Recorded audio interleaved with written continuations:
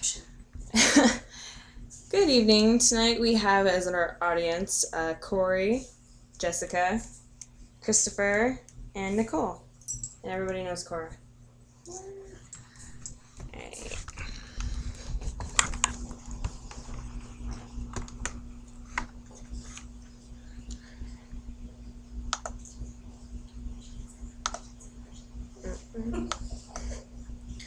Every day we see images of rampant illnesses in faraway countries.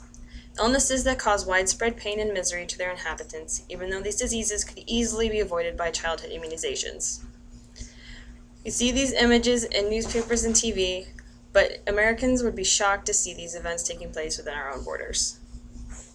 Can you imagine an America where people commonly die from preventable diseases such as measles, diphtheria, tetanus, and whooping cough?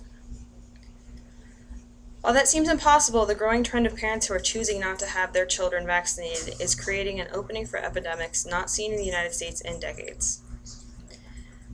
The belief that vaccines, particularly the measles, mumps, and rubella vaccine, can cause learning disabilities and autism frightens a large percentage of parents into rejecting the schedule of childhood vaccinations recommended by the Centers for Disease Control.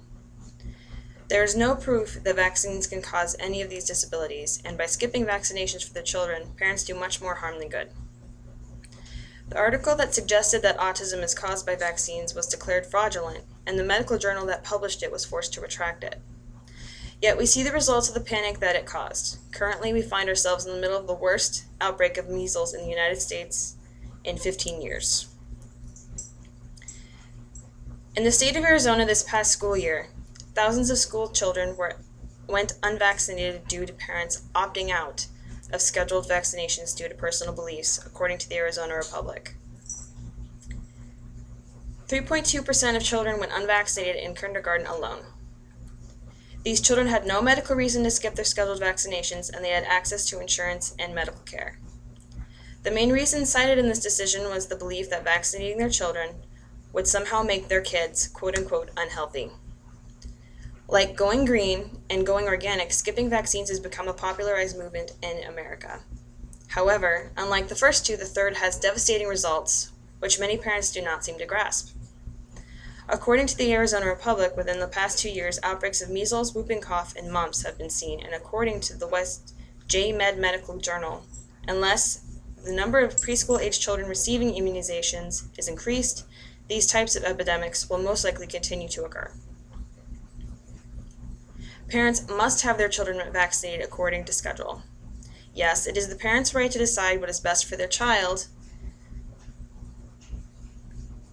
It is important to remember when it comes to giving your child immunity against deadly diseases, you are not only making the choice for your child, but also for every person that your child will come in contact with for the rest of their life.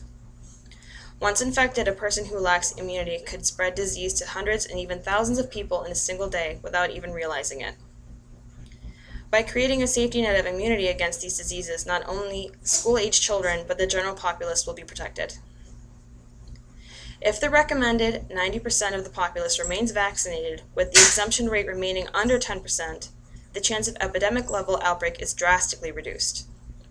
Considering that the fear of vaccines having debilitating effects has not been removed, parents should be aware that they have options other than rejecting vaccinations altogether. A mercury-free version of MMR is available upon request. The bottom line is that the minimum level of vaccination coverage must be met to avoid epidemics in the United States. With the outbreak of measles we are seeing in the United States currently, millions are affected and will continue to be. 86% of those infected are unvaccinated, according to the CDC. Although the images that we see of these diseases are mostly on TV or the internet, these growing trends in the United States are bringing them closer and closer to becoming our everyday realities. For example, over half of the deaths because of measles and whooping cough occur in children under the age of 5, with the highest incidences occurring in those under the age of 12 months. For nearly a decade, the number of cases of measles and whooping cough have been brought down to nearly 0% nationwide because of the success of vaccinations against these diseases. The only option is to follow the recommended vaccination schedule. Now the question is, are you willing to sacrifice the health of your children because of a debunked article? That decision is the only one you can make. So we're going to open the floor to questions.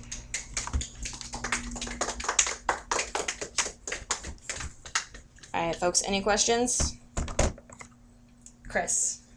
If I were to have a child and I wanted to get it vaccinated, where can I find a schedule of the vaccination schedule?